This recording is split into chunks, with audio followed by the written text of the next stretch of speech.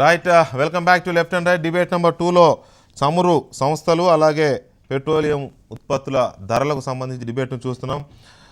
ఒక సగటు భారతీయుడి జీవితాన్ని ప్రత్యక్షంగాను పరోక్షంగాను ప్రభావితం చేసే కీలకమైన ఒక సరుకుగా మనం చూడవచ్చు. పెట్రోల్ కానీ, డీజిల్ కానీ, గ్యాస్ని కానీ, కిరోసిన్ కానీ, ఇంకా దేన్నైనా. అలాంటి ప్రత్యక్షంగా పరోక్షంగా ప్రభావితం చేసే ఈ వస్తువు ఎందుకు ఈ రకంగా అప్ అండ్ డౌన్స్కు లోనవుతుంది అంతర్జాతీయ మార్కెట్లో అప్ అండ్ డౌన్స్కు లోనైనట్టుగా ఇక్కడ కూడా ధరల పెరుగుదల తగ్గుదల ఉంటాయని చెప్పిన ప్రభుత్వాలు అలా ఎందుకు వ్యవహరించడం లేదనేది చాలా కీలకమైన అంశం. దీని మీద దయాకర్ గారు కంటిన్యూ అవుతున్నారు డిబేట్లో, అలాగే దినకర్ గారు తెలుగుదేశం పార్టీ నాయకులు, ప్రకాష్ రెడ్డి గారు కంటిన్యూ అవుతున్నారు, అలాగే మార్కెట్ బిజినెస్ అనలిస్ట్ ప్రసాద్ గారు కూడా మనతో జాయిన్ అయ్యారు. ప్రసాద్ గారు, ఒక బేసిక్ క్వశ్చన్. బహుశా సుమారుగా 3 ఏళ్ల క్రితం అనుకుంటా, 2.5-3 ఏళ్ల క్రితం ఆర్థికవేత్తగా చెప్పబడిన మన్మోహన్ సింగ్ గారు ప్రైమ్ మినిస్టర్ ఉన్నప్పుడు $120 టచ్ చేసింది అంతర్జాతీయ మార్కెట్లో క్రూడ్ ఆయిల్ ధర. బ్యారెల్ $120. అదే బ్యారెల్ ఇవాళ మన కళ్ళ ముందు కనపడుతున్నది $29. సార్ ఇవాళ 31. సో జస్ట్ చిన్న వేరియేషన్ అంతే. నేను నాది నిన్న దగ్గర ఉంది, ఇవాళ 31. మీరు లేటెస్ట్గా అప్డేట్తో వచ్చినట్టున్నారు. $31. ఎక్కడ $120, ఎక్కడ $31. $120 అప్పుడు పెరిగిన ధర పెద్దగా తగ్గిందే లేదండి. లీటర్ పెట్రోల్ ధర కానీ, లీటర్ డీజిల్ ధర కానీ పెద్దగా చెప్పుకోదగ్గట్టుగా తగ్గినట్టు కనిపించట్లా. కానీ $120 నుంచి $30 తగ్గినప్పుడు ఆ వేరియేషన్ ఎందుకు రావట్లా? బేసిక్గా ఎక్కడ లోపం ఉంది? ప్రధానంగా మనం గమనించాల్సింది ఏంటంటే, అందరూ అనుకున్నట్లుగా డైరెక్ట్లీ ప్రపోర్షనేట్గా ఉండదు. అంటే అంతర్జాతీయంగా క్రూడ్ 120 అయితే ఏ రేట్ ఉందో 30 అయింది కాబట్టి 4వ వంతు వాళ్ళు కోరుకోవటం జనరల్గా మనకి తగ్గేటప్పుడు కోరుకోవడం సహజం. మరి అదే ప్రశ్నని ఒక 5 సంవత్సరాలు వెనక్కి వెళ్ళి కనుక వెళ్ళి అప్పుడు $30 ఉన్నటువంటి క్రూడ్ ఆయిల్ $120 అయిపోతే మనకి 4 రెట్లు పెరగలేదు కదా. 4 రెట్లు అవ్వలేదు, డబుల్ అయింది. $40 $80 అయింది. అసలు 45 $80 అయింది కదా, అప్పుడు ఎందుకు పెరగలేదని అడిగేవాళ్ళు ఎవరు ఉండరు. అప్పుడు జరిగింది ఏంటంటే, ఇండియాలో ఉన్న గవర్నమెంట్ ఏం చేస్తుందంటే, ఇండియాలో ఉన్నటువంటి పేదలు ఎక్కువ మంది ఉన్నారు కాబట్టి వాళ్ళ సంక్షేమం కోసం పనిచేస్తుంది, కొద్ది గొప్ప చేస్తున్నాయి కాబట్టి సబ్సిడీ ఇవ్వక తప్పదు.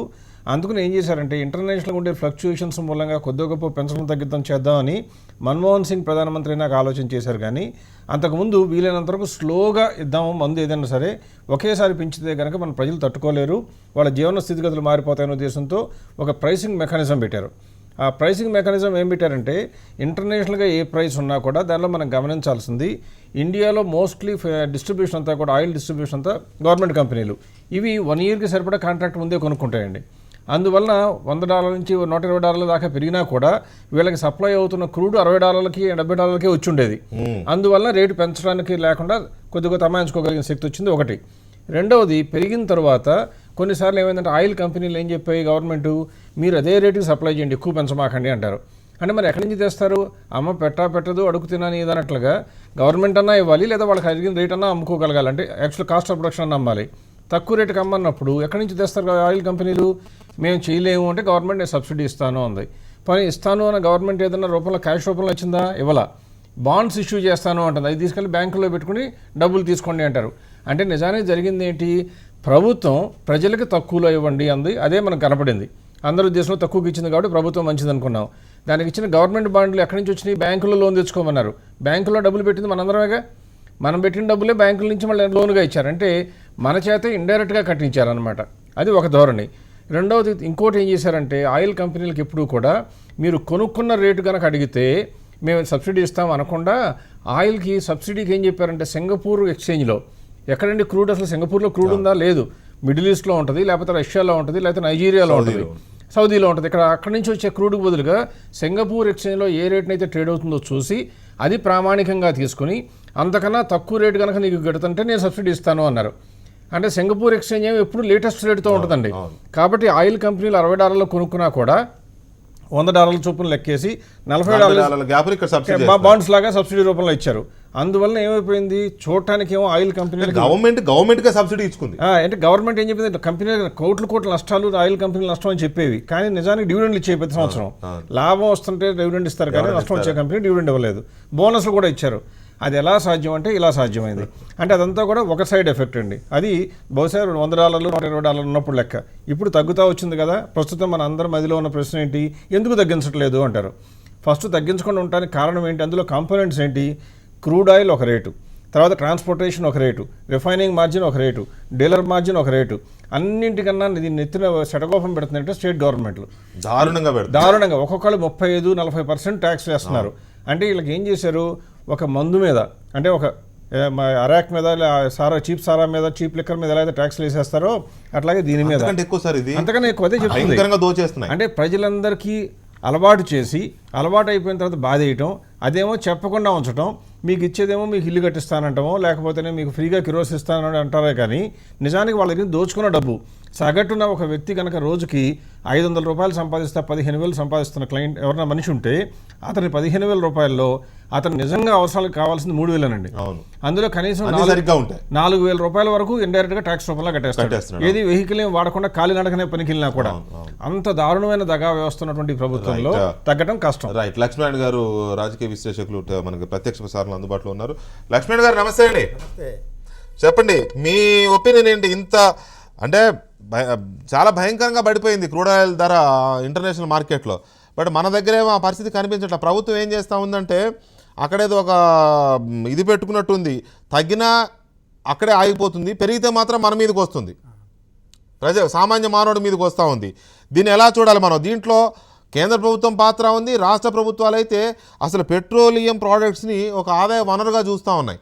అదే ప్రజలకు వినియోగించడానికి వచ్చిన వినియోగ వస్తువులా లేదు, రాష్ట్ర ప్రభుత్వాల ఆదాయం పెంచడానికి వచ్చిన ఒక మంచి ఆదాయ వనరుగా మారిపోయింది వాళ్ళ పెట్రోల్ కానీ డీజిల్ కానీ. ఇవాళ ప్రభుత్వాల యొక్క నిజాయితీని ప్రశ్నించాల్సినటువంటి పరిస్థితి ఏర్పడింది వెంకటకృష్ణ గారు. ఈ మార్కెట్ శక్తులకి పెట్రోల్ ఉత్పత్తులని అప్పగించేయడం జరిగింది. ముందు పెట్రోల్ని ఇచ్చేశారు, డీజిల్ పైన కిరోసిన్ పైన వీటిపైన నియంత్రణ ఉండేది.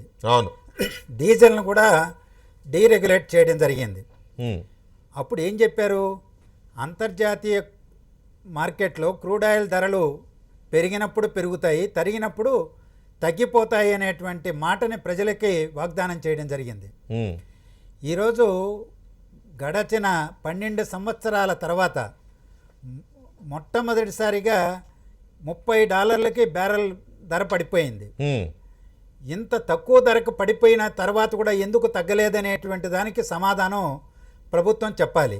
అవును, ఎన్డీఏ కూటమి బీజేపీ నేతృత్వంలో అధికారంలోకి వచ్చిన 2014 మే తర్వాత 2014 జూన్లో $110 బ్యారెల్కు ఉండేది. అవును, ఆ రోజు పెట్రోల్ ధర 65 రూపాయలు. అవును, ఈరోజు $30కు పడిపోయిన తర్వాత కూడా మనం 64 రూపాయలు చెల్లిస్తా ఉన్నాం హైదరాబాద్లో. పెద్ద డిఫరెన్స్ లేదు ఇప్పటికి లేదు. ఏంటి కారణం ఏంటి? దీన్ని ఏదో మసిబూసి మారేడికాయ చేసేటువంటి పద్ధతుల్లో మనం మాట్లాడుకుంటే లాభం లే, ప్రజల కోణం నుంచి మాట్లాడుకోవాలి. కేంద్ర మంత్రి 2014-15 ఆర్థిక సంవత్సరంలో ఎక్సైజ్ డ్యూటీని పెంచడం ద్వారా 22,500 కోట్ల రూపాయలు పెట్రోల్ పైన, 16,000 కోట్ల రూపాయలని డీజిల్ పైన అదనంగా ఆదాయం సంపాదించాము. అంతకుముందు అంటే 2013-14 ఆర్థిక సంవత్సరం కంటే 2014-15 ఆర్థిక సంవత్సరంలో దాదాపు 40,000 కోట్ల రూపాయలు ఎక్సైజ్ డ్యూటీ పెంచడం ద్వారా కేంద్ర ఖజానాకు రాబట్టుకున్నామని లోక్సభలోనే ప్రకటించారు. ఇవాళ దాని తర్వాత 2015-16 ఆర్థిక సంవత్సరంలో ఇంకెంత వచ్చిందో భవిష్యత్తులో చెబుతారు. ఎందుకంటే వీళ్ళు అధికారంలోకి వచ్చిన తర్వాతనే ఎక్సైజ్ డ్యూటీ పెంచడం ద్వారా లీటర్కు 10 రూపాయలు పెట్రోల్ పైన, 9 రూపాయల 90 పైసల వరకు డీజిల్ పైన పెంచారు. ఈ ఆర్థిక సంవత్సరంలోనే 3 సార్లు పెంచారు, అంతకుముందు 3-4 సార్లు పెంచారు. ఇది కేంద్ర ప్రభుత్వం చేస్తున్నటువంటి మోసం, ప్రజలపైన వేస్తున్నటువంటి ట్యాక్స్ భారం. అలాగే రాష్ట్ర ప్రభుత్వం, తెలంగాణ ప్రభుత్వం తీసుకుంటే అధికారంలోకి వచ్చిన తర్వాత 31% ఉన్నటువంటి వ్యాట్ను 35%కి 35.2% పెంచారు. లీటర్కి ₹2 చొప్పున ట్రై చేశారు. తర్వాత అట్లా ఇబ్బంది అవుతుంది, మళ్ళీ ట్యాక్స్ ఆంధ్రప్రదేశ్ ప్రభుత్వం ₹4 వేశారు లీటర్కి. ఇది ఏమైనా వ్యాట్ రూపంలో ఒక ప్రధానమైనటువంటి ఆదాయ వనరుగా మీరు చెప్పినట్టుగా రాష్ట్ర ప్రభుత్వాలు చూస్తున్నాయి, కరెక్ట్, కేంద్ర ప్రభుత్వం చూస్తున్నది. చెప్పిన మాటను ఉల్లంఘించి అంతర్జాతీయ మార్కెట్లో క్రూడ్ ఆయిల్ ధరలు తగ్గితే మీకు తగ్గుతాయని చెప్పినటువంటి మాటను ఉల్లంఘించి ప్రజలపైన భారాలు మోపుతూనే వాళ్ళకి ఏమాత్రం రిలీఫ్ ఇవ్వకుండానే రాష్ట్ర కేంద్ర ప్రభుత్వాలు తమ ఖజానాన్ని నింపుకుంటున్నాయి. ఇది పైకి చెప్పడం ఏంటంటే ద్రవ్యలోటును తగ్గించుకోవడానికి, నియంత్రించడానికి, 4% లోపే పెట్టుకోవడానికి జీడిపిలో మేము ఈ ట్యాక్స్ ఎక్సైజ్ డ్యూటీని పెంచుతున్నామనేటువంటి ఆర్థికవేత్తలను నమ్మబలికించేటువంటి పద్ధతిలో కూడా కేంద్ర ప్రభుత్వం చేస్తున్నది. రైట్ సార్, ఒక్క నిమిషం.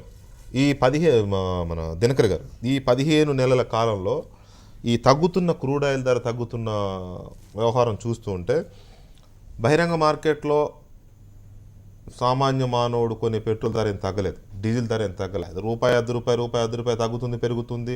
అదే ఫ్లక్చువేషన్ పెద్దగా బ్యాలెన్స్ చేస్తున్నారు తప్ప పెద్దగా తగ్గింది లేదు. ఈ క్రూడ్ ఆయిల్ ధర తగ్గడం వల్ల ఒక అంచనా ఏంటంటే దాదాపు 5,50,000 కోట్ల రూపాయలు ప్రభుత్వం ఆదా చేసింది ఈ 15 నెలలు 18 నెలల కాలంలో అనేది ఒక అంచనా. మరి ఇన్నాళ్ళు ప్రజల దగ్గరేమో ఎక్కువ ఉంది కాబట్టి మీరు ఎక్కువ కట్టండి అని తీసుకున్నారు. అందులో కొంత ప్రసాద్ గారు చెప్పినట్టుగా సబ్సిడీ ఇచ్చుండొచ్చు కాక డెఫినెట్గా. కానీ ఇవాళ ఎంత సబ్సిడీ ఇచ్చినా ప్రజలదే కదా సొమ్ము. సబ్సిడీ ఎవరికి ఇచ్చారు? మళ్ళీ గవర్నమెంట్ కంపెనీలు, అవి ఆయిల్ కంపెనీలు కూడా ప్రభుత్వ రంగ సంస్థలే. ప్రభుత్వానికి సబ్సిడీ ఇచ్చుకొని ప్రజల దగ్గర వసూలు చేసి ఇవాళ తగ్గుతుంటే కూడా ప్రజలకు ఇవ్వకపోవడాన్ని మనం ఎలా చూడాలి?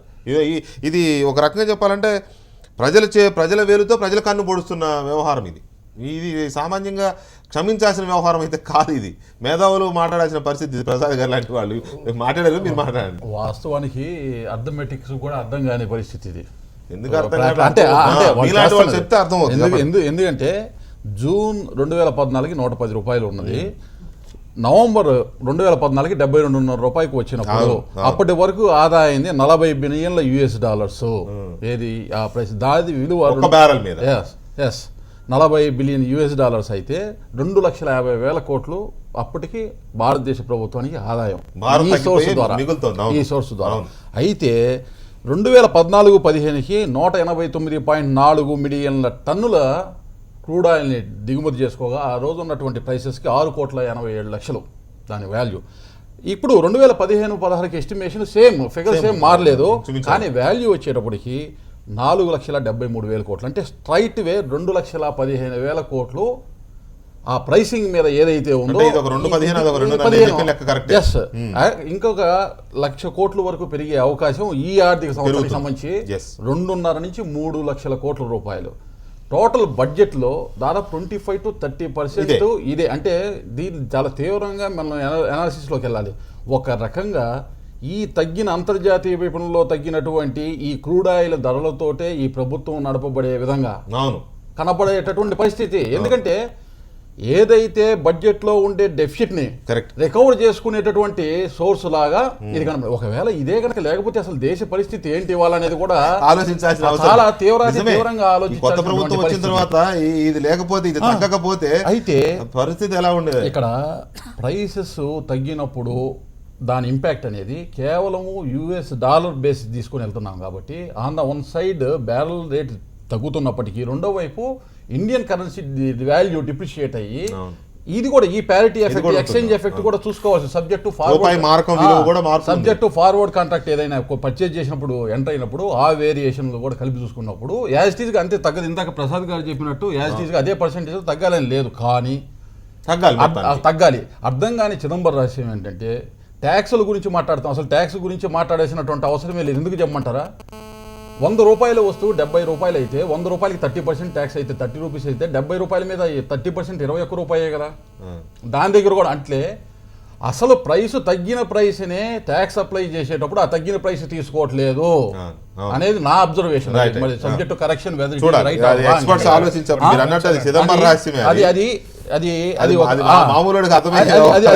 కాబట్టి మన ట్యాక్స్ కంపోనెంట్ దాని దగ్గరికి వెళ్ళేదానికన్నా కూడా అసలు తగ్గినా కానీ సబ్జెక్టు అది కరెక్ట్ కావట్లేదు. అయితే ఇవాళ అమెరికాలో ఇప్పుడు అసలు ఈ ప్రైసెస్ ఇంత డిక్లైన్ కావడానికి మెయిన్ రీజన్ ఏంటంటే సప్లై డిమాండ్ దగ్గరకు వచ్చేటప్పటికి డిమాండ్ డ్రాస్టిక్గా పడిపోవటం, సప్లై పెరిగినా కానీ ఏ దేశాలు అయితే ఆయిల్ని ప్రొడక్షన్ చేస్తుందో అమెరికా ఉంది, అమెరికా ఇదివరకు మీద డబుల్ చేసింది ప్రొడక్షన్ని. అలాగే సౌదీ అరేబియా ఉంది. రష్యా అయితే పూర్తిగా రష్యా పరిస్థితి అయితే చాలా దయనీయం. వాళ్ళ ఇంట్రెస్ట్ రేట్లు కూడా 17% పెంచుకొని దాన్ని మెయింటైన్ చేసుకునే పరిస్థితికి డోల్డమ్స్ లో పడిపోయేటటువంటి పరిస్థితి. సౌదీ అరేబియా పరిస్థితి మరీ దయనీయం. వాళ్ళది $100 బ్యారల్ అయితేనే వాళ్ళ దేశం సస్టైన్ అవుతుంది. బడ్జెట్ డెఫిషియట్ బడ్జెట్ లోకి వెళ్ళేటటువంటి ప్రమాదంలో కనబడుతుంది. నైజీరియా పరిస్థితి చూస్తే అసలు ఈ ప్రైసెస్ ఇంట్రెస్టింగ్ పాయింట్ ఇందులో అమెరికాలో వచ్చేటప్పటికి ప్రైసెస్ తగ్గినప్పటికీ ఎకానమీ గ్రో వచ్చేటప్పటికి బాగానే ఉంది. ఎందుకు ఉందంటే ఏదైతే ఈ ప్రైస్ తగ్గిందో సేమ్ థింగ్ కన్జ్యూమర్కి రీప్లికేట్ చేయటం వల్ల వాడి కొనుగోలు శక్తి పెరిగి దాన్ని ఎకానమీలోకి పంప్ చేయడానికి వీలుగా అక్కడ ఉపయోగపడలేదు. 15 నెలల క్రితం వరకు ఏటా 70,000 కోట్ల రూపాయలను ఈ పెట్రోల్ ఉత్పత్తుల సబ్సిడీ కింద ప్రజలకి ప్రభుత్వం అందించేది. అంటే ఏంటి, యూపీఏ టు ఐపీఏ దాకా అదే పరిస్థితి. ఎందుకంటే $110 $120 దాకా టచ్ అయింది క్రూడ్ ఆయిల్ ధర. కాబట్టి తప్పనిసరి పరిస్థితుల్లో ప్రజలకి 65 రూపాయలకి పెట్రోల్ ఇవ్వాలి, 53 రూపాయలకి డీజిల్ ఇవ్వాలి. కాబట్టి సబ్సిడీ భరించాలని 70,000 కోట్ల రూపాయలు భరించాము అనేది వాస్తవం. ఇప్పుడు ఈ 15 నెలల కాలంలోనే 16 నెలల కాలంలోనే దాదాపు 5 లక్షల కోట్ల రూపాయలు ప్రభుత్వం సేవ్ చేయగలిగింది ధరలు తగ్గడం వల్ల. అంటే 70,000 కోట్లు తీసేస్తే 5 లక్షల్లో ఇంకా 4 లక్షల చిల్లర మిగిలింది కదా. అట్లా లెక్కేసుకున్నా మళ్ళీ ఈ ఆర్థిక సంవత్సరంలో ఆయన చెప్పిన లెక్క ప్రకారం ఇంకో 3 లక్షల కోట్లు యాడ్ అవుతుంది.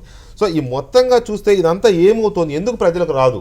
ఏమవుతుందంటే తినేస్తున్నానని కాదు, కానీ సామాన్య మానవుడి దగ్గర ఇంతకాలం పిండినప్పుడు ఆ లాభం వచ్చినప్పుడు మళ్ళీ అతను ఊపిరి పీల్చుకునేలాగా ఎందుకు చేయట్లా? ఇది సామాన్యునికి కాదు, అసలు కూసింత జ్ఞానం ఎవరికైనా ఈ డౌట్ వస్తుంది, మనకు వచ్చింది. కానీ దీంట్లో ఇంత సామాన్యమైన అంశాలు ఇమిడి మాత్రం లేవు. ఇప్పుడు అమెరికా ప్రెసిడెంట్స్ గిరికి పోటీ చేస్తే ఆయన మీరు పెట్రోల్ ని కనుక చూస్తే సార్ ఒకటి సార్, ఇప్పుడు అంతర్జాతీయ మార్కెట్ లో క్రూడ్ ఆయిల్ ధర ఎందుకు తగ్గింది ప్రసాద్ గారు, అంతర్జాతీయ మార్కెట్లో క్రూడ్ ఆయిల్ ధర ఎందుకు తగ్గింది అన్నప్పుడు ఇవన్నీ వస్తాయి. ఒబామా ఏమంటున్నాడు, పుతిన్ ఏమంటున్నాడు, సౌదీ ఏమంటున్నాడు, చైనా ఎందుకు. నేను చెప్పేదాన్ని ఇప్పుడు ఆ ప్రెసిడెంట్ ఇసిస్ మెడ కోష్ అయినా సరే నేను చమురుని తీసుకొస్తా ప్రెసిడెంట్ అన్నాడు, అనుకుంటున్నాడు. మీన్స్ అంటే ఏంటి, చమురుకున్న ప్రాధాన్యత అంతా. ఎందుకంటే నా కూరగాయలు పెరిగినప్పుడు కూరగాయల ధర తగ్గుతుంది, నీ చమురు విలువ తగ్గినప్పుడు చమురు విలువలు ఎందుకు తగ్గట్లేవు అనేది చర్చ, సామాన్యుని ప్రశ్న. అప్పుడు మేము భరించి సబ్సిడీలు అప్పుడు ఎంత ఇచ్చినామో మీకు ఇప్పుడు సర్ప్లస్లో కూడా మీరు అంతే ఇస్తున్న పరిస్థితి. ఇప్పుడు దీంట్లో మేము అంటున్నట్టుగా మొదటి నుంచి యూపీఏ అంటున్నట్టుగా కార్పొరేట్ శక్తులను, ఇప్పుడు ఐఓసి ఉంది, ఇండియన్ ఆయిల్ కార్పొరేషన్, ఇదంతా రెగ్యులేట్ చేస్తుంది. ఇవాళ మీరు ప్రైవేట్ శక్తులను సాటిస్ఫై చేయడానికి దీన్ని తగ్గించట్లేదు అనేది నా రాజకీయ విమర్శ. ఇవాళ పర్టికులర్గా ఆ రోజు రిలయన్స్ దాన్ని గ్యాస్ విషయంలో జైపాల్ రెడ్డి గారు కొంచెం కామెంట్ చేస్తే మంత్రి పదవి పోయిన పరిస్థితి ఉన్నది. మన్మోహన్ సింగ్ గారు అదే నిక్కచ్చిగా ఉన్నారు. అంటే మనం ఇప్పుడు మీరు సబ్సిడీ విషయానికి వచ్చినప్పుడు రైల్వేలు కూడా సబ్సిడీ పెట్రోల్ డీజిల్ పోస్తాం కదా, మరి రైల్వే ఛార్జీలు 12% పెంచిండ్రు, రైల్వే శాతం ఎందుకు తగ్గించట్లేదు, అవి ఎందుకు తగ్గట్లేదు? అంటే నా వినియోగ కాదు, నా బలహీనత వినియోగం. నా వినియోగాన్ని సొమ్ము చేసుకొని ప్రజలకు కాకుండా ప్రజాప్రభుత్వం పెట్టుబడిదారులకు దోచిపెడుతుందంటే ఇది స్పష్టంగా కనపడుతున్న చర్చ. మధ్య దళారీ వ్యవస్థను పోషించడం ఒకటైతే మధ్యని రాష్ట్ర ప్రభుత్వాలు ఎంటర్ అయినాయి. వాళ్ళు ఒక 2-3% వేసుకొని వీళ్ళు గుంజే ప్రయత్నం చేస్తుండ్రు. నువ్వు సరళంగా నాకు ధరలు ఉండే ప్రయత్నం చేయాలి తప్పితే నన్ను మరింత పినలైజ్ చేసే చర్చను మీరు ఎందుకు పెడుతుందని ఆలోచించాల్సిన అవసరం ఉంది. నిజానికి ప్రసాద్ గారు చెప్పినా లేకపోతే ఏం చెప్పినా 15-16 నెలల క్రితం ఉన్న పరిస్థితి, అప్పుడున్న పరిస్థితి ప్రకారం సబ్సిడీ ఇచ్చారు, ప్రభుత్వాలు భరించాయి. నిజంగా 70,000 కోట్లు భరించింది ఏటా ప్రభుత్వం. ఇప్పుడు ఆ పరిస్థితి లేదు. 70,000 కోట్లు భరించినప్పుడు మరి ఆ 70,000 కోట్లు బయటికి రావాలి కదా, మళ్ళీ ప్రజల దగ్గరికి రావాలి, డైరెక్ట్గా రావాలి, ఇండైరెక్ట్గా కూడా కాదు, డైరెక్ట్గా రేటు తగ్గాల్సిందే. అటు తగ్గకపోగా పెట్రోల్ బంకులో పెట్రోల్ ధర తగ్గదు, రైల్వే టికెట్ల రైలు ఛార్జీలు తగ్గవు, అవి పెరుగుతాయి. పైగా తగ్గకుండా విచిత్రమైన పరిస్థితి ఇది. ఆర్టీసీ బస్ ఛార్జీలు తగ్గుతాయండి, తగ్గవు, అవి పెరుగుతాయి, అన్నీ పెరుగుతాయి. బట్ ఇది ఇక్కడ మాత్రం క్రూడ్ ఆయిల్ ధర తగ్గిందని చెప్పి క్లియర్గా కనబడుతూ ఉంది. అంటే ఏంటి, ప్రజల్ని దగా చేసే కార్యక్రమం కాదా ఇది? కొత్త ప్రభుత్వం, కొత్త ప్రభుత్వం సపరేట్గా చెప్తాను సార్ 3 పాయింట్లు. ఒకటేంటంటే సార్ మనం బడ్జెట్ను ప్లాన్ చేసుకుంటప్పుడు మార్చిలో అంటే జనవరి నుంచి స్టార్ట్ అవుతుంది బడ్జెట్ డిస్కషన్. మనకు petrol approximately $60 per barrel crude ఉన్నప్పుడు ఒక క్యాలిక్యులేషన్ దాని ఎక్సైజ్ డ్యూటీ, కస్టమ్స్ డ్యూటీ అవన్నీ క్యాలిక్యులేట్ చేసుకొని మనం బడ్జెట్ మనకు డైరెక్ట్ ట్యాక్సెస్ ఇంత వస్తాయి, ఇండైరెక్ట్ ట్యాక్స్ ఇంత లెక్కలు వేసుకొని దాన్ని మనం గవర్నమెంట్ నడుపుతుంది. గవర్నమెంట్ యొక్క బడ్జెట్ 16 లక్షల కోట్లు అంటే అవి ఆకాశంలోకి వెళ్తారు. ఈ డైరెక్ట్ ఇండైరెక్ట్ ట్యాక్స్ లెక్కలు వచ్చినటువంటి ఇప్పుడు అది 30కి వచ్చేసరికి దాన్ని న్యాచురల్గా ఎక్సైజ్ డ్యూటీ సార్ లెక్క చెప్పినట్టుగా దాన్ని పడిపోతున్నప్పుడు ఏవైతే బడ్జెట్ అలొకేషన్ ఇచ్చారో బడ్జెట్లో గవర్నమెంట్ యొక్క ప్రిస్టేజ్, గవర్నమెంట్ యొక్క అంటే దాని యొక్క స్థాయి కూడా బడ్జెట్లో ఇచ్చిన అలొకేషన్స్ ఖర్చు పెట్టినప్పుడు దాని గవర్నమెంట్ యొక్క స్టెబిలిటీ కనపడేది. ఆ వాటికి తగ్గుతున్నప్పుడు మిగిలిన ఆడ పెట్టుకుంటున్నారా ఆల్టర్నేటివ్ అరేంజ్మెంట్ అందుకోసం ఎక్సైజ్ పెంచారు. నా మాట నేను విషయం చెప్తాను సార్, అందుకోసమే ఎక్సైజ్ పెంచారు. నెంబర్ 1 స్టేట్ 4 సార్లు పెంచారు. 2014 నవంబర్ నుంచి 2015 జనవరి ఇప్పటికి లాస్ట్ జనవరి నాటికి 4 సార్లు పెంచారు ఎక్సైజ్. ఇది ఒకటి అక్కడ పెంచితే స్టేట్ గవర్నమెంట్స్ కూడా ₹80 లీటర్ ఉన్నప్పుడు సపోజ్ 30% సేల్స్ ట్యాక్స్ ఉంటే ₹24 వచ్చినాయి. అది ₹60 అయినప్పుడు ₹18 వస్తాయి. ఈ ₹6 తేడాను కవర్ చేసుకోవడం కోసం ₹4 ట్యాక్స్ పెంచారు ఇక్కడ కూడా. ఎందుకు అంటే వీళ్ళు కొంత బడ్జెట్ 1 లక్ష కోట్ల బడ్జెట్ పెట్టుకున్నారు తెలంగాణ రాష్ట్రం, ఏ రాష్ట్రం అయినా సరే అనుకుందాం. ఈ బడ్జెట్లో ఒక 5,000 కోట్లు 6,000 కోట్లు టిల్ట్ అవుతాడు. దురదృష్టకరమైన విషయం ఏంటంటే ఈ దేశంలో ఉదాహరణకు తెలంగాణ తీసుకుందాం, పెట్రోల్ అంటే డైరెక్ట్గా ట్యాక్స్ డైరెక్ట్ కలెక్ట్ చేయగలిగినట్టు 2 డిపార్ట్మెంట్స్, ఒకటి ఎక్సైజ్ ఇంకోటి పెట్రోల్. మిగతా వేటిలో కూడా ఎవేజనే ఎక్కువ, టోటల్ ఎవేజనే, ట్యాక్స్ ఎవేజన్. మన కమర్షియల్ ట్యాక్స్ డిపార్ట్మెంట్ కానీ సర్వీస్ ట్యాక్స్ డిపార్ట్మెంట్ కానీ ఏ డిపార్ట్మెంట్ కూడా ఎవేజన్స్ పట్టించుకోవడం లేదు. దీని పర్యవసానంగా దీని మీద లోడ్ పడుతున్నట్టు మాట వాస్తవం. అంటే ఈ యొక్క ఏదైతే డైరెక్ట్ కలెక్ట్ చేయగలిగేటువంటి బిల్లింగ్ చేయగలిగేటువంటి సిస్టంలో లోడ్ పడుతున్నది. బిల్లింగ్ అనేటువంటి వ్యవస్థ మీద ఇంకా లూప్ హోల్స్ను ఆపగలిగితే దీన్ని కొంత ప్రజలకు ట్రాన్స్ఫర్ చేయొచ్చు. This is 1. రెండో విషయం ఏంటంటే మోస్ట్ ఇంపార్టెంట్, మీరు క్రూడ్ను ప్యూరిఫై చేస్తున్నాం సార్ రిఫైనరీస్లో, దాంట్లో బై ప్రొడక్ట్స్ వస్తున్నాయి. ఆ బై ప్రొడక్ట్స్ యొక్క వాల్యూ ఎంత ఎక్కువ క్రూడ్ చేస్తే ఆ బై ప్రొడక్ట్స్ అంత ఎక్కువ బయటకు వస్తున్నాయి. లక్కీగా మన దగ్గర రిఫైనరీ ఇది కూడా ఉంది కదా. అయితే దురదృష్టం ఏంటంటే ఆ బై ప్రొడక్ట్స్ రేట్స్ కూడా అడ్డగోలుగా పడిపోయినాయి. ఎందుకంటే బై ప్రొడక్ట్స్ డైరెక్ట్ కన్జంప్షన్ లేదు. మీరు పీవీసీ కావచ్చు, తార్ కావచ్చు, డైరెక్ట్ కన్జంప్షన్ ఎక్కడ లేదు. ఇండైరెక్ట్ కన్జంప్షన్ వచ్చేసరికి విపరీతంగా పడిపోయింది. కాంట్రాక్టర్లు వాడతారు కదా, అందుకని అవి తగ్గుతాయి. మ్యానుఫ్యాక్చరర్స్ వాడతారు, అదే కాంట్రాక్టర్లు తగ్గుతాయి. కామన్ మ్యాన్ వచ్చే తగ్గదు. సెలెక్టెడ్ పర్సన్స్ యొక్క పర్చేజ్ ఉంటుంది కాబట్టి ఫర్ ఎగ్జాంపుల్ మీకు అందుకోసం దట్ ఈస్ అయితే మీరు అది ఆ సిస్టమ్ ఎందుకునే అనేది తర్వాత విషయం. బట్ దాని లోడ్ను పూర్తిగా ట్రాన్స్ఫర్ చేయలేని పరిస్థితి మాత్రం ఖచ్చితంగా ప్యూరిఫై అయిన తర్వాత ఈ సమస్య ఉంది. అయితే మీరు ఒక్కటి గమనించాల్సిన విషయం ఏంటంటే మనం ఇంటర్నేషనల్గా క్రూడ్ ఆయిల్ రేట్ మనకు ఒక్కరికే తగ్గలేక ప్రపంచం అంతా తగ్గింది కదా. ఈ రోజు మీరు 2014 జూన్లో అమెరికాలో పెట్రోల్ రేట్ ఎంత తగ్గించారు? ప్రపంచం అంతా అంతర్జాతీయ మార్కెట్ లో రేటు తగ్గినప్పుడు తగ్గుతాయి, పెరిగినప్పుడు పెరుగుతాయి చెప్పలేదండి. ఇండియా మాత్రమే అలా చెప్పింది కాబట్టి మనం ఇండియానే ప్రశ్నిస్తాం. అమెరికాతో మనకేం పోలేదు సార్. అప్పుడు పాకిస్తాన్ ఇంకా 50 సంవత్సరాలు సరిపడా పెట్రోల్ పాకిస్తాన్ 3 ఏళ్ళు పాకిస్తాన్ క్యాలిక్యులేటర్ నేను ఎందుకు చెప్తాను, దయచేసి ఇంకోటితో పోల్చుకోకండి. నువ్వు ఇన్నాళ్ళు పెంచింది ఎందుకు తగ్గించలేదు ఆన్సర్. పాకిస్తాన్ తో పోల్చుకుంటాను, అమెరికాతో పోల్చుకుంటాను. నేను 3 విషయాలు చెప్పాను సార్. ఒకటేమంటే బై ప్రొడక్ట్స్ రేట్స్ యొక్క ప్రాబ్లం. మన దగ్గర అంతర్జాతీయ మార్కెట్ లో $120 క్రూడ్ ఆయిల్ ధర ఉన్నప్పుడు కూడా అదే 16-18 రూపాయలకి ఇండియన్ కరెన్సీతో పోల్చుకుంటే పాకిస్తాన్ అదే రేటుకు దొరికింది పెట్రోల్. ఇప్పుడు అట్లే ఉంది. మనం ఇప్పుడు కూడా మీరు పాకిస్తాన్ ఎందుకు పోల్చుకుంటారు? దోచుకున్నాం కదా, మరి ఇప్పుడు ఎందుకు దోచిపెట్టడం లేదని. ప్రసాద్ గారు ఎంత భయంకరంగా ఉందంటే పరిస్థితి. ఒక ఎగ్జాంపుల్ మనం ఢిల్లీ తీసుకోండి, స్టేట్స్ తీసుకుంటే ఢిల్లీ రాజధాని కాబట్టి ఎప్పుడు పెట్రోల్ ధరలు పెరిగినా ముందు ఢిల్లీ చెప్పి తర్వాత హైదరాబాద్లో ఎంత అవుద్ది, వైజాగ్లో ఎంత అవుతుంది, చెన్నైలో ఎంత అవుతుంది అనే రేట్లు ఇస్తూ ఉంటారు. మనం ఢిల్లీ ఎగ్జాంపుల్ తీసుకుంటే ఈవేళ పన్ను లేకుండా డైరెక్ట్గా అది హిందుస్థాన్ కానివ్వండి, భారత్ కానీ ఎవరైనా కానివ్వండి పెట్రోల్ బంకుకి ఇస్తున్న రేటు ₹29.50 ఢిల్లీలో. పెట్రోల్ బంకుకి వచ్చిన తర్వాత బంకు వాడు మీకో నాకో అమ్ముతున్న రేటు ₹60.70. అంటే ఇందులో ఢిల్లీ ప్రభుత్వం వేస్తున్నది ₹31.20. ఒక్క ఢిల్లీ స్టేట్ గవర్నమెంట్ 1 లీటర్ మీద సంపాదిస్తున్న సంపాదన ₹31.20 అండి. అంటే ఆమ్ ఆద్మీ పార్టీ కదా అక్కడ కూడా. అదే ఆమ్ ఆద్మీ పార్టీ. నేను అనేది అదే. దాంట్లో ఎక్సైజ్ డ్యూటీ ₹19, డీలర్ కమిషన్ ₹2.25, వాడి పని 500 లీటర్కి ₹2.25, వ్యాట్ ₹12.14. ఇవన్నీ కలిపితే ₹31.20 అడ్డంగా పడి కామన్ మ్యాన్ మీద దోచేసుకుంటున్నారు రాష్ట్ర ప్రభుత్వాలు. ఇక తెలంగాణకు వస్తే ₹35 చిల్లర మన దగ్గర ట్యాక్స్ వసూలు చేస్తూ ఉన్నారు.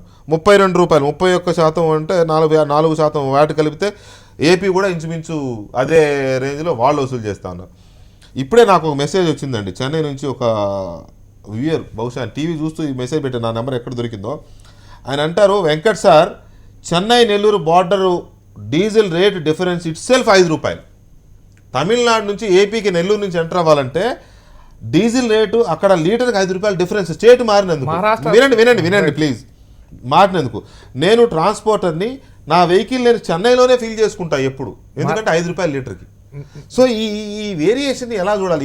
ఇంత డిస్పారిటీస్, ఇంత అర్థం లేకుండా దోపిడీ, ఎవరికి ఇష్టం వేసేసుకోవడం ట్యాక్సులు, ఓ పద్ధతి పాడు ఉండదా? కేంద్రం నియంత్రణ ఉండదా? ఏ రాష్ట్రం ఎంత వేయాలి, ఈ రాష్ట్రం ఇంతకంటే ఎక్కువ వేయడానికి వీలేదు లేదా? వాళ్ళు ఇష్టం వేసేసుకోవడమేనా? ఎప్పుడు కూడా అంటే సేల్స్ ట్యాక్స్ అనేది స్టేట్ సబ్జెక్ట్ అండి. సబ్జెక్టే దానికి ఉదాహరణకి పద్ధతి ఉండాలి కదా అంటున్నా. పద్ధతి అంటే ఇప్పుడు పద్ధతి ప్రజలు నిర్దేశించుకున్నది, ప్రభుత్వం నిర్దేశించుకున్నది. ప్రభుత్వం ఏం చెప్తుంది? ఇప్పుడు ఇందాక ఏం చెప్పినట్టుగా 1,00,000 కోట్ల బడ్జెట్తో అనౌన్స్ చేస్తారు ఈ స్కీమ్. చిన్న మధ్యలో ఇంటరప్షన్ సార్, అసలు కంటే పన్ను ఎక్కువ ఉంటుందంటే ఎవడో నమ్ముతాడా సార్? నమ్మొచ్చా?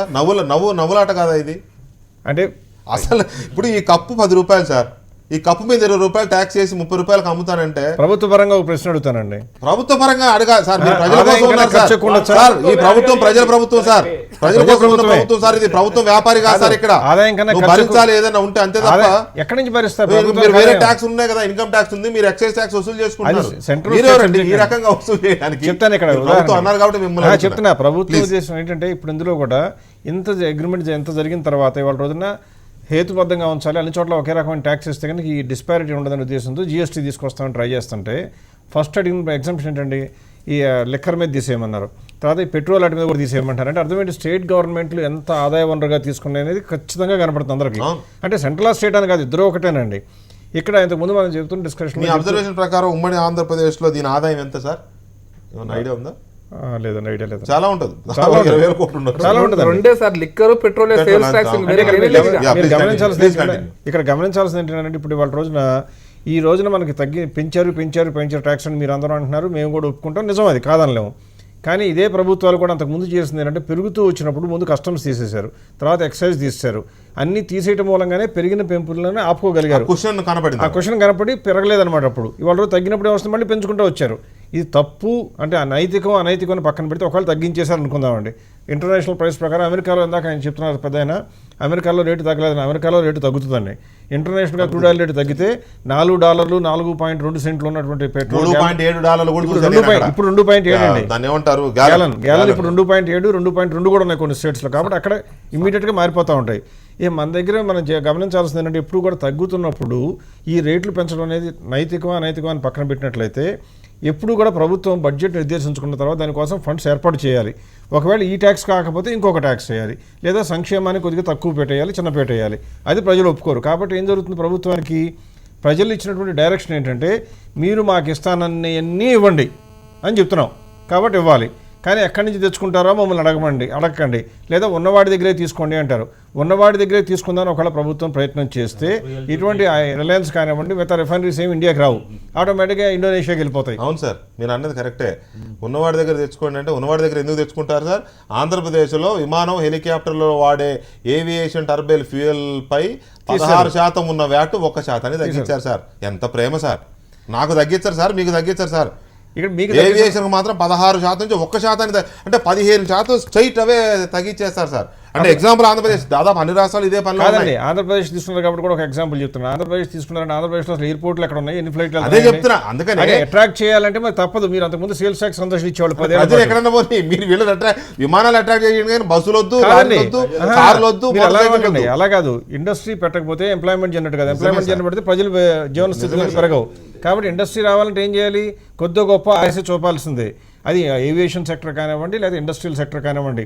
ఆశ చూపి ఇండస్ట్రీని పెట్టించి ఒకసారి కుదురుకున్న తర్వాత ట్యాక్స్ పెంచుకోవచ్చామో, కానీ ముందే ట్యాక్స్ వేస్తామంటే డిసడ్వాంటేజ్. ఏ కోణంలో కూడా మనం చూస్తే, ఏ కోణంలో కూడా ఎక్కడ కామన్ మ్యాన్ గురించి, ఎండ్ యూజర్ గురించి, ఎవడైతే దీన్ని కింది స్థాయిలో వినియోగించుకుంటున్నాడో అసలు ఎక్కడా కూడా ఆ కోణంలో ఆలోచించట్లా. మనం కాదండి, పెట్రోలియం కంపెనీల గురించి ఆలోచిస్తున్నాం, క్రూడ్ ఆయిల్ గురించి ఆలోచిస్తున్నాం, రిఫైనరీస్ గురించి ఆలోచిస్తున్నాం, ప్రైవేట్ రిలయన్స్ లాంటి కంపెనీల గురించి ఆలోచిస్తున్నాం, విమానాల గురించి ఆలోచిస్తున్నాం.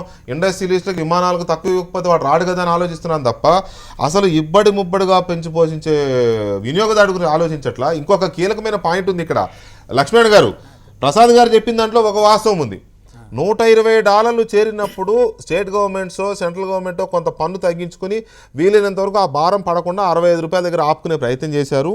ఇప్పుడు తగ్గింది కాబట్టి మళ్ళీ పెంచుకుంటూ దాన్ని బ్యాలెన్స్ చేసే ప్రయత్నం చేస్తున్నారు అన్నారు. రైట్, ఆయన ఆర్గ్యుమెంట్ ఆ రకంగా చూస్తే కరెక్టే. కానీ $65 పెరిగినప్పుడు కూరగాయల ధర ఎంత ఉందండి? టమాటాలు ఎంత ఉన్నాయి? ఉల్లిపాయలు ఎంత ఉన్నాయి? లారీ కిరాయిలు ఎంత పెరిగిపోయినాయి? బస్సు కిరాయిలు ఎంత పెరిగిపోయినాయి? ఇవాళ నేను ఇందాక నా ఇంట్రోలోనే చెప్పాను, ప్రత్యక్షంగా పరోక్షంగా సగటు భారతీయుడి జీవితాన్ని ప్రభావితం చేసే పెట్రోలియం ఉత్పత్తులు అన్నది. ఇవాళ డీజిల్ ధర కనుక ఒక ₹20 తగ్గించండి లీటర్కి, పెట్రోల్ ధర ₹20 తగ్గించండి లీటర్కి, నిత్యావసర వస్తువుల ధరలు ఫటేల్మని పడిపోతాయి. సామాన్య మానవుడు సేవ్ అయిపోతాడు. ఏ ఇల్లు చూసినా సంక్రాంతి పండుగ, చంద్రన్న సంక్రాంతి కానుక అవసరం లేదండి, కేసీఆర్ గారి సంక్రాంతి కానుక అవసరంలే. తన కూలి పనులతో ఉపాధి హామీ పథకంలో ₹150 సంపాదించుకుని బ్రహ్మాండంగా పండుగ చేసుకుంటాడు. అది కదా ఆలోచించాలి మనం. విమానానికి ఏమో 15% తీసేస్తారట, దీనికి తీయమంటేనేమో పరిశ్రమలో రావాలి కదా అని ప్రశ్న. ఇది ప్రసాద్ గారు కాదు, ప్రభుత్వాల ఆలోచన తీరు ఆయన చెప్పారు నాకు తెలిసి. చెప్పండి లక్ష్మణ్ గారు. ప్రసాద్ గారి అభిప్రాయాలను గౌరవిస్తూనే వాటితో నేను పూర్తిగా విభేదిస్తున్నాను వెంకటకృష్ణ గారు. కారణం ఏంటంటే ఆయిల్ కంపెనీలు ఎప్పుడూ నష్టాల్లో చూయించినటువంటి నిజమైనటువంటి నష్టాలు కావు. అది ఆయనే చెప్పారు ఇందాక. ఎందుకంటే నష్టాల్లో ఉన్న కంపెనీలు డివిడెండ్లు ఇవ్వవు, ఆయిల్ కంపెనీ డివిడెండ్లు ఇస్తున్నాయంటే ఖచ్చితంగా లాభాలు ఉన్నాయి. అదే కేంద్ర ప్రభుత్వానికి ప్రతి సంవత్సరం డివిడెంట్లు చెల్లిస్తూనే ఉన్నాయి. రెండవది, ఆదాయం అంచనా వేసుకున్న దాంట్లో వచ్చినటువంటి మైనస్ తప్ప అది నష్టం కాదు. మొదట దాన్ని మనం స్పష్టంగా మాట్లాడుకోవాల్సినటువంటి అవసరం ఉంది. రెండవది, ఈరోజు యాజ్ ఆన్ టుడే ₹64 పెట్రోల్లో రాష్ట్ర ప్రభుత్వం, తెలంగాణ ప్రభుత్వం విధిస్తున్న 35.2 వ్యాట్ కానీ, కేంద్ర ప్రభుత్వం లీటర్ మీద ₹10 వసూలు చేసేదాన్ని కలిపితే ₹64లో ₹33 ట్యాక్సుల కిందనే కేంద్ర రాష్ట్ర ప్రభుత్వాలు వసూలు చేసుకుంటున్నాయి. అవును, ₹31 ఏది క్రూడ్ ఆయిల్ తీసుకొచ్చి, ముడి చమురుని తీసుకొచ్చి దాన్ని శుద్ధి చేసి ఇతర ఖర్చులు అన్నీ కలిపినా ₹31 ట్రాన్స్పోర్ట్ కానీ అన్నీ కూడా కలిపినా. అంటే సగానికి పైన కేంద్ర రాష్ట్ర ప్రభుత్వాలే ప్రజల డబ్బును దోచుకుంటున్నాయనేటువంటిది చాలా స్పష్టం. అలాగే డీజిల్కి సంబంధించి నిత్యావసర వస్తువుల ట్రాన్స్పోర్ట్ అంతా ఎక్కడ జరుగుతుంది? డీజిల్ మీదనే. ట్రక్కులు కానీ అన్నీ కూడా. ఈరోజు దాంట్లో ₹49లో ₹23, ₹24 ట్యాక్స్ కిందనే కేంద్ర ప్రభుత్వం ఎక్సైజ్ డ్యూటీ కానీ లేదా 27% వ్యాట్ కానీ రాష్ట్ర ప్రభుత్వాలు కానీ ఈ 2 తెలుగు రాష్ట్రాల్లో వసూలు చేసుకుంటున్నాయి. ఇవాళ ఉల్లిపాయల ధరలు పెరిగినా, కందిపప్పు ధర పెరిగినా, మినపప్పు ధరలు పెరిగినా, కూరగాయల ధరలు పెరిగినా అన్నింటికీ ట్రాన్స్పోర్ట్ కూడా ఒక ప్రధానమైనటువంటి కాంపోనెంట్. దాన్ని కాదనలేనటువంటి పరిస్థితి. ఈరోజు డీజిల్ ధరను తగ్గిస్తే వాళ్ళు వసూలు చేస్తున్న ఎక్సైజ్ డ్యూటీని లేకపోతే వ్యాట్ను కొంత తగ్గించినా, సగానికి సగం తగ్గించినా ఎలాంటి మౌలికమైనటువంటి మార్పు ప్రజల జీవన ప్రమాణాలపైన పడుతుందో, నిత్యావసర వస్తువుల ధరలు తగ్గడానికి, ద్రవ్యోల్బణం తగ్గడానికి ఏ విధంగా దోహదపడుతుందో మరి ఆర్థికవేత్తలు ఆలోచించాల్సినటువంటి అవసరం ఉంది. ఇవాళ డాలర్ ఎక్స్చేంజ్ రేట్ను గురించి మాట్లాడుతున్నాం. ఇంతవరకు మనం విదేశీ మారకద్రవ్యాన్ని ఎక్కువగా ఖర్చు పెట్టింది భారతదేశం క్రూడ్ ఆయిల్ దిగుమతిపైనే. ఇవాళ క్రూడ్ ఆయిల్ ధరలు అంతర్జాతీయంగా తగ్గిన తర్వాత విదేశీ మారకద్రవ్యాన్ని ఎక్కువగా వినియోగించుకోవాల్సినటువంటి అవసరం లేకుండా భారతదేశానికి పెద్ద వెసులుబాటు వచ్చింది. దీన్ని మనం ఎందుకు ఆలోచించం? ఈరోజు అలాగే స్వదేశంలో ఉత్పత్తి చేస్తున్నటువంటి పెట్రోలియం ఉత్పత్తులు క్రూడ్ ఆయిల్ దిగుమతి చేసి దాన్ని రిఫైన్ చేసిన తర్వాత ఎగుమతులు చేస్తున్నాం. పెట్రోల్ ఉత్పత్తులను ఇతర దేశాలకు ఎగుమతి చేసి ఆదాయాన్ని సంపాదిస్తున్నాం. ఇటువంటి అనేక విషయాలను కూడా సమగ్రమైనటువంటి దృష్టితో తీసుకొని భారతదేశ సామాన్య ప్రజలకి ఇవాళ మీరు ఇచ్చినటువంటి వాగ్దానం ఏంటి? అంతర్జాతీయ మార్కెట్లో క్రూడ్ ఆయిల్ ధరలు తగ్గిస్తే మీకు తగ్గుతాయి అని చెప్పేసి నిర్దిష్టమైన మాట ఇచ్చారు. రాజకీయంగా విశ్వసనీయత ఉన్నదా లేదా అనేటువంటిది ప్రశ్న ఈరోజు. దానికి అనుగుణంగా ఇవాళ చర్చ జరగాలి. కానీ ఇతర కారణాలు చెప్పి మనం కేంద్ర ప్రభుత్వాన్నో రాష్ట్ర విభజన జరిగింది కాబట్టి ఆంధ్రప్రదేశ్లో లీటర్కి ₹4 పెంచినా, కష్టాల్లో ఉన్నది కాబట్టి సానుభూతితో చూడాలనో, తమిళనాడులో తక్కువ ఉంటే ఆంధ్రప్రదేశ్లో ఎక్కువగా ఉంటే ఆ కోణం నుంచి మనం ఆలోచించాలనేటువంటిది సరైనది కాదు. ఇవాళ తమిళనాడులోనే డీజిల్ పోయించుకొని వచ్చాడు అనుకోండి ట్రాన్స్పోర్ట్ లారీ, అవును, తెలుగునాటక నష్టం కాదా అది? ఆంధ్రప్రదేశ్ నష్టం కాదా అది? అవును. ఆయన అక్కడ తక్కువదని వచ్చినప్పుడల్లా ట్యాంక్ ఫుల్ చేసుకుని వచ్చేస్తున్నాడు నెల్లూరు మీదుగా. అక్కడే మహారాష్ట్ర కూడా అంతే సార్. అదే సార్, ఇప్పుడు బార్డర్ దాటితే 5 రూపాయలు పెరిగిపోతున్నప్పుడు వెంకటకృష్ణ గారు 4 రూపాయల లీటర్ మీద ఆంధ్రప్రదేశ్ ప్రభుత్వం వేసినప్పుడు తెలంగాణ హైదరాబాద్ నుంచి పోయేవాళ్ళు ఆ పని చేసేవాళ్ళు. అవును, అక్కడి నుంచి బార్డర్కి వచ్చి పోయించుకునే వాళ్ళు.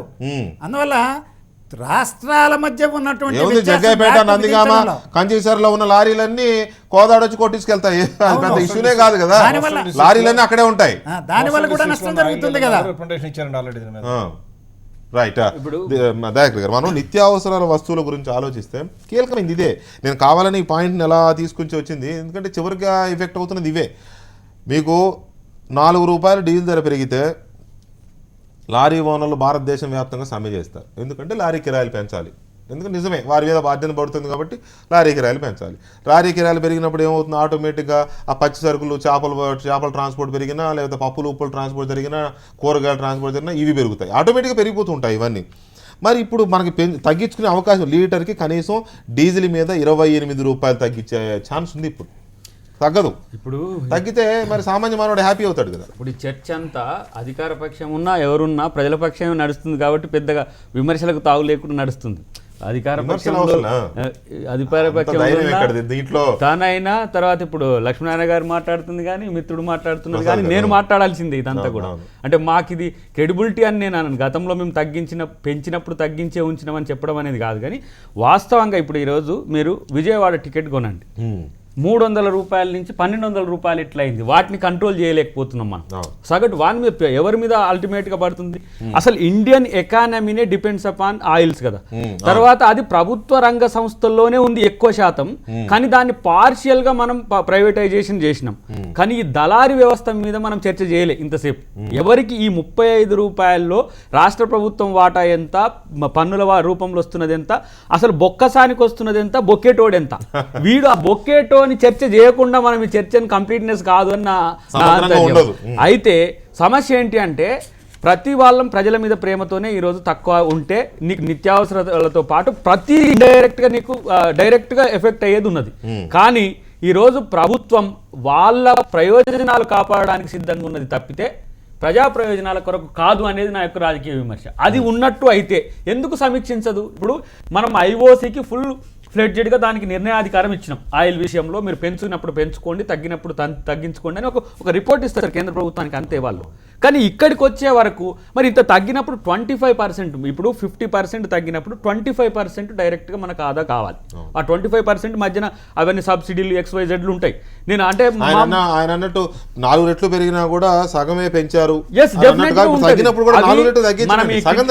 ఆ క్రిటికల్ అనాలిసిస్ చేస్తే ఆ చూస్తే కన్ఫ్యూజ్ అయితే చేయబట్టి ఈ చర్చ పెట్టకుండా ఈ 25% అయితే నాకు కావాలి కదా. నా కూరగాయ తగ్గలేదు, నా పేస్ట్ తగ్గలేదు, నా ఏమీ తగ్గలేదు. దీన్ని పదే పాకిస్తాన్ ప్రభుత్వంతో కలిపి మనకి ఇంటర్నెట్లో ఫేస్బుక్లో వస్తున్నాయి. అరే పాకిస్తాన్ వాళ్ళు తగ్గిస్తే ఇప్పుడు హిందూ ప్రభుత్వం అంటారు, బీజేపీ తగ్గించదా అని వస్తున్నాయి. అయినా కూడా వాళ్ళు సపోర్ట్ చేస్తలే. ఎందుకంటే రిమోట్ కంట్రోల్ ఈయన చేతిలో లేదు. Remote control managed by international mafia. దాన్ని కంట్రోల్ చేయడంలో తనకు ఆ సత్తా లేదనేది ఇది క్లియర్ అయిపోతున్న పరిస్థితి ఉన్నది. ఇప్పుడు మీకు మిడిల్ ఈస్ట్లో జరుగుతున్న వార్లన్నీ కూడా ఆయిల్ కొరకు జరుగుతున్నాయి. అక్కడి నుంచి వాళ్ళ ప్రయోజనాలు, ఆ కంపెనీల ప్రయోజనాల్లో వీళ్ళు చిక్కుకొని ఉన్నది ఎన్డీఏ గవర్నమెంట్ అనేది నా రాజకీయ.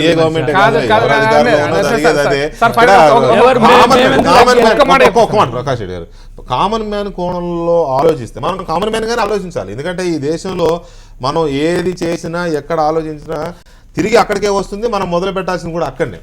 కామన్ మ్యాన్ కోణంలో ఆలోచించినప్పుడు ఎందుకు ఈ బెనిఫిట్ రావడం లేదు అంటే సమాధానం ఉందా మన దగ్గర? ఎందుకంటే నిత్యావసర వస్తువులు నిజానికి మీరు చూడండి, 4 ఏళ్ల క్రితం ఉన్న నిత్యావసర వస్తువులు ఇవాళ డబుల్ అయినాయి. 4 ఏళ్లకే, అంతకుముందు ఎంతకంటే డబుల్ అయినాయి తెలియదు, కానీ ఈ 4 ఇయర్స్లో రెట్టింపు అయినాయి. ఎందుకనంటే అందులో 50% కారణం ఇదే, పెట్రోలియం డీజిల్ పెరుగుదల వల్లనే సగం 50% ధరలు పెరిగాయి. ఇప్పుడు దాన్ని తగ్గించుకునే ఛాన్స్ మన దగ్గర ఉన్నా తగ్గట్లే. ఫస్ట్ అసలు మన ప్రైసింగ్ స్ట్రక్చర్లోనే సెంట్రల్ గవర్నమెంట్ మనకి ఫ్యూయల్లో 2 కంపోనెంట్స్, ఒకటి పెట్రోల్, 2 డీజిల్. పెట్రోల్ వచ్చేటప్పుడు డీరెగ్యులేషన్ కేటగిరీలో ఉంది. డీజిల్ వచ్చేటప్పుడు రెగ్యులేషన్ కేటగిరీలో ఉంది. డీజిల్ ఎందుకు రెగ్యులేషన్ కేటగిరీలో పెట్టాడంటే యూటిలైజేషన్ 95% వచ్చేటప్పటికి ఫ్యాక్టరీస్ లేకపోతే ఎవరైనా ఆపర్చునిటీస్ క్రియేట్ చేసి ఎంప్లాయ్మెంట్ ఆపర్చునిటీస్ క్రియేట్ చేసేదానికి వినియోగించడం వల్ల దాన్ని చేయడం జరిగింది. ఎప్పుడైతే పెట్రోల్ డీరెగ్యులేషన్లో ఉందో ఈ ప్రైసెస్ దగ్గరకు వచ్చి నాకు అర్థం కానీ ఏంటంటే పెట్రోల్ని డీజిల్ని రెండింటిని రెగ్యులరైజ్ డీరెగ్యులైజ్ని కేటగరైజ్ చేసినప్పుడు కూడా ప్రైసెస్లో వ్యత్యాసం నాకు తేడా కనపడట్లేదు. దట్ ఈస్ అది ఒక అదొకటి. అంతర్జాతీయంగా 10% కనుక ఫ్యూయల్ ప్రైస్ తగ్గితే 0.1% ఎకానమీ అవుట్పుట్లో ఇంక్రీజ్ అవుతుంది గ్రోత్. అంటే అల్టిమేట్ గా that will be benefited to the consumer కి బెనిఫిట్ అవుతుంది, కొనుగోలు శక్తి పెరుగుతుంది, జాతీయ స్థూల ఉత్పత్తి మీద పెరుగుతుంది. అవుట్పుట్ పెరిగినప్పుడు ఆటోమేటిక్ కన్జ్యూమర్ కి బెనిఫిట్ రావాలి. ఆ విధంగా ఇందాక కూడా చెప్పినప్పుడు ఒక ఎగ్జాంపుల్ అమెరికాలో కూడా ప్రైసెస్ డ్రాస్టిక్ గా తగ్గినప్పుడు కొనుగోలు శక్తి పెరిగి వారు మిగతా ఎకానమీ మొత్తం కూడా మిగతా ఎకానమీ ఫ్లరిష్ కావడానికి అవకాశం కలిగింది. అలాగే భారతదేశంలో మనం మొత్తం ఆయిల్ కన్జంప్షన్ లో 75% ఇంపోర్ట్ అండి. ఈ పర్టికులర్గా ఇప్పుడు వచ్చినటువంటి ఈ వెసులుబాటు వల్ల మనం అనుకుంటున్నటువంటి సబ్సిడీస్లో కూడా $2.5 బిలియన్ గవర్నమెంట్కి ఆదా అయింది, సెంట్రల్ గవర్నమెంట్కి. ఏది ఈవెన్ సబ్సిడీస్లో కూడా ఈ పీరియడ్లో ఆదా అయినటువంటి అంశం.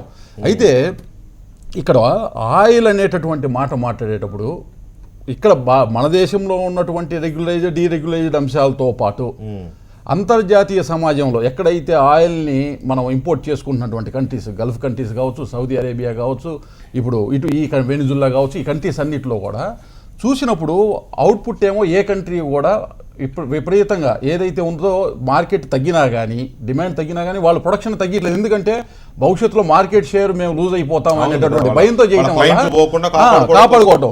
మనం గమనించినట్టయితే 2011-12లో ఒకసారి ఏది సప్లై డిమాండ్ ఇంటర్నేషనల్ మార్కెట్ మొత్తంలో కూడా మీట్ అయింది, ఈక్వల్ అయింది.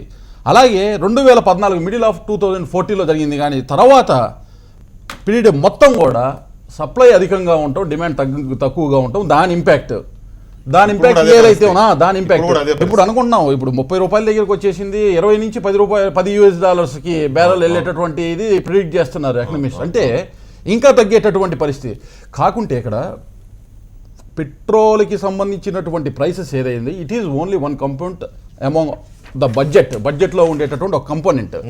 కాబట్టి మనం చర్చ చేసుకునేటప్పుడు ఈ సబ్జెక్ట్ని ఎక్స్క్లూజివ్గా చూస్ చేయటం వల్ల మరీ విపరీతమైనటువంటి అంశాల్లోకి వెళ్ళి చాలా నష్టం జరిగిపోతుంది అనేటటువంటి భావనలో ఉన్నాం. కానీ బడ్జెట్ని నిలుపుదలగా స్టాండర్డైజ్గా చేసుకోవాల్సిన బాధ్యత కూడా ప్రభుత్వం. ఎందుకంటే ఇవన్నీ అన్ప్రెడిక్టబుల్ సబ్జెక్ట్స్, తగ్గటము పెరగటం అనేది. ఈ సబ్జెక్ట్ కానీ ఇంకా కొన్ని నెలలుగా చూస్తే ఇది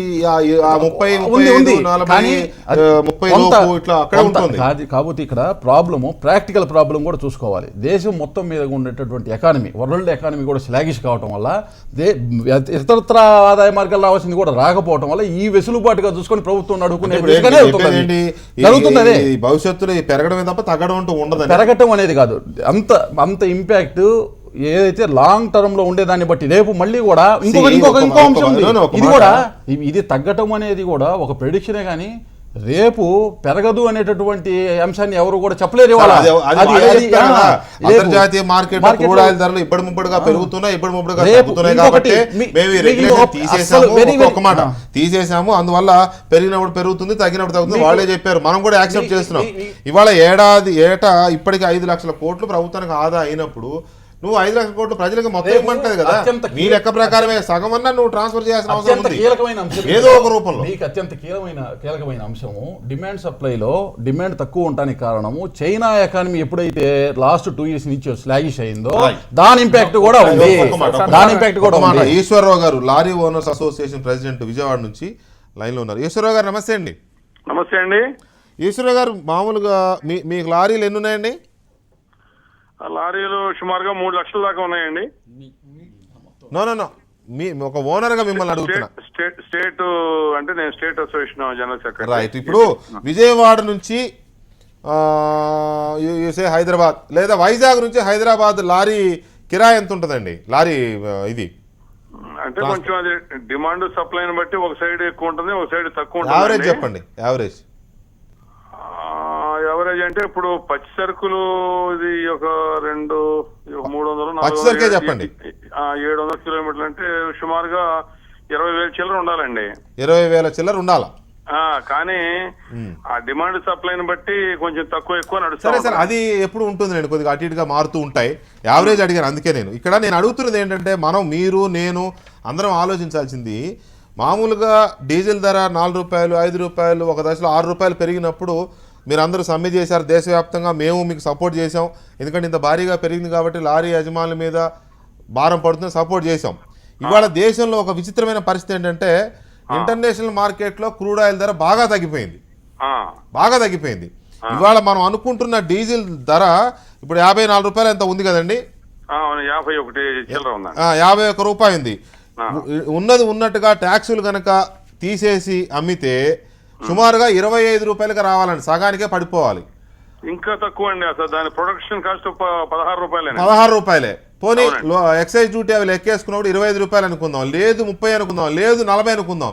10 రూపాయలు తగ్గించినా కూడా లారీ కిరాయిలు తగ్గడము, లారీ కిరాయిల ద్వారా ఈ పచ్చి సరుకు మీరు అనే కూరగాయలు, చేపలు, రొయ్యలు, లేకపోతే ఉల్లిపాయలు, టమాటాలు ఏదైనా కానివ్వండి, ఆ రేట్లు తగ్గుతాయా తగ్గవా? అసలు దేశ ఆర్థిక వ్యవస్థే సమూలంగా మార్పు వచ్చేస్తుంది సార్. వాళ్ళు కానీ ఇప్పుడు ప్రశ్న సార్ వారికే. హలో చెప్పండి.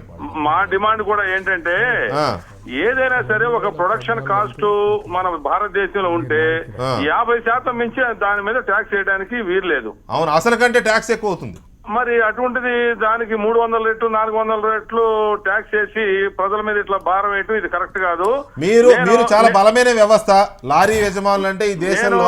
సూర్యోదయం నుంచి ఏదో లారీ డ్రైవర్ సినిమాలో బాలకృష్ణ చెప్తాడు, సూర్యోదయం నుంచి సూర్యాస్తమయం దాకా ప్రపంచాన్ని చుట్టేది ఎవడు అంటే లారీ డ్రైవర్ అంటాడు. అట్లా లారీలు చాలా బలమైన వ్యవస్థ, లారీ యజమానులు కానీ లారీ డ్రైవర్లు కానీ వీళ్ళంతా. దీని మీద ఒక 2 అంశాలు నాకు 2 నిమిషాలు టైం ఇస్తే నేను వివరంగా చెప్తా. 2 నిమిషాలు అంటే మీరేమో లాస్ట్ లో కలిసారు, నాకు వేరే ప్రోగ్రామ్ ఉంది, తొందరగా చెప్పండి ప్లీజ్. ఇప్పుడు మీరు ఎంతసేపు ఏంటంటే, సరే కిరాయిలు తగ్గలేదు అనేది ఫీల్. సారీ సార్, ప్రకాష్ దయచేసి కోఆపరేట్ చేయండి. మీరు ఈశ్వరరావు గారు దయచేసి మీరు పొరపాటు అర్థం చేసుకున్నారు. లారీ కిరాయిలు తగ్గలేదని అనడంలే, డీజిల్ రేటు తగ్గితే లారీ కిరాయిలు తగ్గుతాయంటున్నా. తగ్గాలి, కానీ తగ్గని కారణం కూడా నేను చెప్తున్నానండి. ఇప్పుడు మాక్సిమం 140 రూపాయలు ఉన్నప్పుడు డీజిల్ 63 రూపాయలు అమ్మారు. ఈ రోజున 33 రూపాయలు 32 రూపాయలు పడిపోయింది. ఇవాళ 52 రూపాయలు అమ్ముతున్నారు. కానీ ఇప్పుడు దీనికి ఏంటంటే, అక్కడ ఇంటర్నేషనల్ మార్కెట్ లో తగ్గిన ప్రైస్ మనకి పాస్ ఆన్ చేయకుండా సెంట్రల్ గవర్నమెంట్ లీటర్ 10 రూపాయలు పైన, మా రాష్ట్ర ప్రభుత్వం 4 రూపాయలు 22.25% ట్యాక్స్ తో పాటు ఒక లీటర్ కి 4 రూపాయలు మళ్ళీ అదనంగా వాళ్ళ ఇన్కమ్ తగ్గిపోతుందని చెప్పి మన నుంచి పిండేస్తున్నారు. అంతకుముందు మేము గతంలో ఇదే విషయాన్ని అటు స్టేట్ గవర్నమెంట్ కి సెంట్రల్ గవర్నమెంట్ కి కూడా వివరంగా చెప్పాం. ఏది హైక్ ఉన్న సందర్భంలో ఏమనంటే, ప్రజలంతా కూడా ఇబ్బంది పడుతున్నారు, పెట్రోల్ గానీ లీటర్ గానీ మీరు మీరు లీటర్ ప్రాతిపదికన మీరు పన్ను వేసుకోండి. పన్ను వేసుకుంటే ప్రతి సంవత్సరం సేల్స్ గ్రోత్ ఉంటుంది. ఆ గ్రోత్ ప్రకారం మీకు రెవెన్యూ పెరుగుతుంది. అంతేగాని అది ఫ్లక్చువేషన్ వచ్చినప్పుడల్లా 5 రూపాయలు పెరిగినప్పుడల్లా మాకు ఇంకొక ఇక్కడ 33% అంటే ₹1.5 పెరిగి 5 రూపాయలు అక్కడ అసలు రేటు పెరిగితే ₹1.5 ట్యాక్స్ పెరిగిపోతుంది. ఈ రకంగా మీరు భారం పెరిగిపోతుందని చెప్పి తగ్గించమంటే, అప్పుడు 2 ప్రభుత్వాలు కూడా తగ్గించుకోకుండా వాళ్ళు ఆ డబ్బులు ఎంజాయ్ చేశారు. ఇప్పుడు పరిస్థితి ఏంటి, మాకు తగ్గడానికేమో ఒక 8 రూపాయలు 9 రూపాయలు తగ్గినట్టు కనపడుతుంది. మాకు వచ్చేసరికి టోల్ రేట్లు ఏం చేశారంటే, దాన్ని విపరీతంగా టోల్ గేట్లు పెంచేశారు. ఇప్పుడు మాకేంటంటే ఆ 8 రూపాయలు 9 రూపాయలు తగ్గినది కూడా మేము ఎంజాయ్ చేయలేకపోతున్నాం. ఇంతకు ముందు కిలోమీటర్ ₹1.40 వసూలు చేస్తామని చెప్పిన ప్రభుత్వం కిలోమీటర్ కి ఈ రోజున ₹7 పర్ కిలోమీటర్ వసూలు చేస్తారు. సామెత చెప్పినట్టుంది, సీత బాధ సీత పేద బాధ పేదని తగ్గాలి కదా అని అందరూ కోరుకుంటుంటే మీ బాధ మీరు చెప్పారు. కరెక్టే, మీరు అన్నది వాస్తవమే. ఇప్పుడు మేమేంటంటే డిమాండ్ సప్లైగా మాకు ఉంటే మాకు ఆ కిరాయి మిగిలితే చాలనుకునే ఆలోచనే గానీ ఉండదు. ఇప్పుడు ఈ రోజు నేను ఇంకొక ప్రశ్న వేస్తున్నా, సెంట్రల్ గవర్నమెంట్ స్టేట్ గవర్నమెంట్ ఇతర దేశాల నుంచి మా దేశానికి రండి పెట్టుబడులు పెట్టండి అని చెప్పి ఎన్నో రకాలుగా చెప్తున్నారు, బానే ఉంది. అసలు ఇతర దేశంలో ఇప్పుడు మన పక్కన మన పాకిస్తాన్ లో ఎంత 34 రూపాయలు డీజిల్, మనకి ఏంటంటే 52 రూపాయలు. ఇట్లా ఇతర దేశాలు అన్నింటిలో కూడా చూసుకున్నా మన భారతదేశంలో డీజిల్ రేట్ ఎక్కువ. డీజిల్ పెట్రోల్ అంటే ఉన్నత కుటుంబాలు వాడేవి కాదండి. ఇవాళ కార్మికుడు కానించి కర్షకుడు కానించి ఆఖరికి పొలంలో మందు కొట్టాలన్నా పెట్రోల్ కావాల్సిందే. Right sir. మరి ఇటువంటి పరిస్థితిలో దేశం ఎకానమీ ఎక్కడి నుంచి వస్తుంది? అవును, కరెక్టే ఈశ్వరరావు గారు. Thank you very much. మీరు మాతో లైన్లోకి వచ్చి చర్చలో పాల్గొన్నందుకు. ప్రసాద్ గారు టైం కూడా అయిపోయింది. Thank you very much.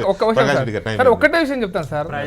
Sir మీరు నేను అదే ఈశ్వరరావు గారికి అంటే 2014లో 65 రూపాయలు ఉన్నప్పుడు మీ లారీ కిరాయి ఎంత హైదరాబాద్కి, ఇప్పుడు ఎంత తగ్గింది? విజయవాడ నుంచి హైదరాబాద్ టోల్ గేట్లు లేవు సార్. ఇప్పుడు టోల్ గేట్లు 6 సంవత్సరాలు వేసుకుని హైదరాబాద్ లో బయలుదేరి విజయవాడ వెళ్ళేసరికి 450 రూపాయలు టోల్ ఇది అవుతుంది. రైట్, దినకర్ గారు అండ్ దయాకర్ గారు థ్యాంక్ యూ వెరీ మచ్. ఇది ఇవాళ లెఫ్ట్ అండ్ రైట్. మళ్ళీ రేపు కలుద్దాం. మరి కాసేపట్లో ప్రొఫెసర్ నాగేశ్వర్ న్యూస్ యాంగిల్ ప్రసారం అవుతుంది.